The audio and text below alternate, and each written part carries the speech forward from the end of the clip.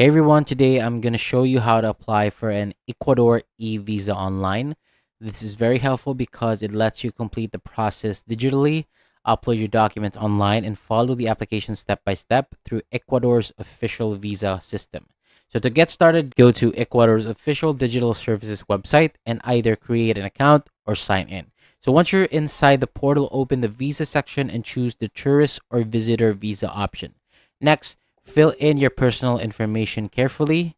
Make sure the details match your passport exactly, especially your full name, passport number, and other basic information.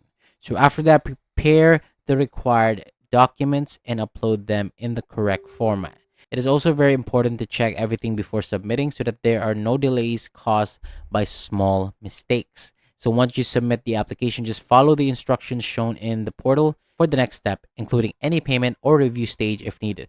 So after that, keep checking your account or email for updates until your visa is issued. And when it's ready, download it and make sure that all the information is correct.